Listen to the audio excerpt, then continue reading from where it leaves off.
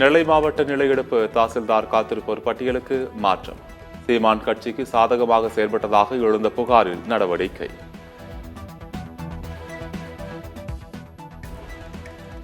தொடர்ச்சியாக பொய்களை பரப்பி வரும் பாஜகவை இனி பொய்கள் ஜனதா கட்சி என்றுதான் அழைக்க வேண்டும். மே 17 இயக்கத்தின் ஒருங்கிணைப்பாளர் திரு முருகன் காந்தி விமர்சனம்.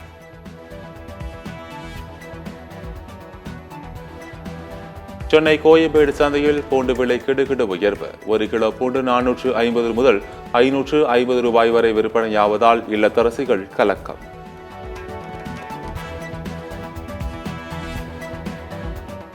போயிங் விமான நிறுவன ஊழியர்கள் 17,000 பேர் பணி நீக்கம் செய்யப்பட உள்ளதாக தகவல்.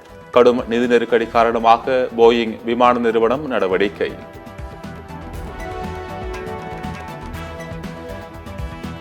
பெரம்பலூர், அரியலூர் மாவட்டங்களில் வளர்ச்சிப் பணிகள் குறித்து முதலமைச்சர் மு க ஸ்டாலின் ஆலோசனை. 2 மாவட்ட ஆட்சியர்கள் அதிகாரிகளுடன் ஆலோசனை மேற்கொண்டார்.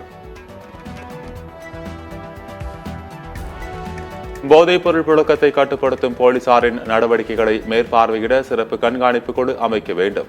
மத்திய மாநில அரசுகளுக்கு சென்னை உயர்நீதிமன்றம் உத்தரவு. புதுக்கோட்டை மாவட்டத்தில் டாக்டர் முத்துலட்சுமி ரெட்டி மகப்பேறு திட்டத்தில் மோசடி நடைபெற்ற சம்பவம்.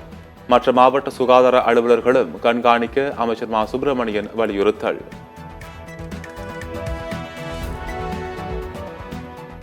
அரசு ஊழியர்கள் மனசாட்சியோடு மக்களுக்கு பணியாற்றுகிறார்களா? சத்தியம் சர்வே முடிவுகள் வெளியீடு. கண்டிப்பாக இல்லை என்று 73 விழுக்காடு பேர் ஆதங்கத்துடன் கருத்து.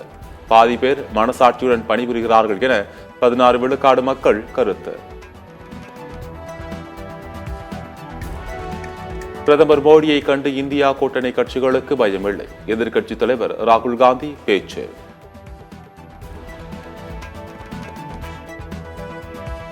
டிஜிட்டல் முறையில் மதுபான விற்பனை காஞ்சிபுரம் மற்றும் செங்கல்பட்டு மாவட்டங்களில் இன்று தொடக்கம்.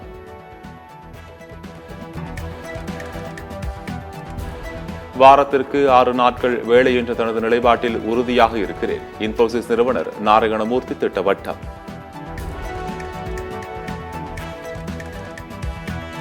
வரும் 24, 25 தேதிகளில் சவுதி அரேபியாவின் ஜெட்டா நகரில் IPL ஏலம் நடைபெறும். IPL நிர்வாகம் அறிவிப்பு.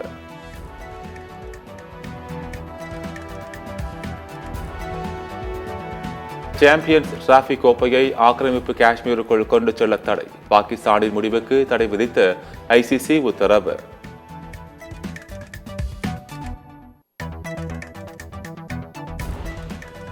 சாம்பியன்ஸ் டிராபி கோப்பையை ஆக்கிரமிப்பு காஷ்மீருக்குள் கொண்டு செல்ல பாகிஸ்தான் முடிவெடுத்த விவகாரம். பாகிஸ்தான் கிரிக்கெட் வாரியத்திற்கு ஜெய்ஷா கண்டனம்.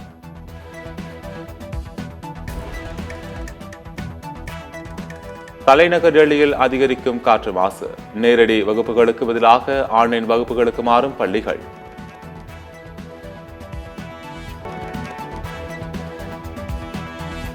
தென்னாப்பிரிக்காவுக்கு எதிரான 4வது T20 போட்டி. இந்தியா நிதான ஆட்டம்.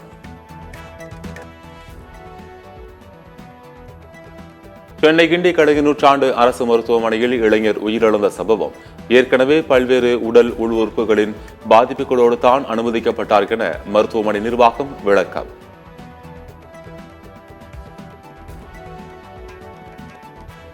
இந்தியாவில் பணிபுரியும் 63 விழுக்காடு ஊழியர்களில் தங்களின் உழைப்பை மேலாளர்கள் அங்கீகரிக்க வேண்டும் என விரும்புகின்றனர். தனியார் நிறுவனம் நடத்திய ஆய்வில் தகவல்.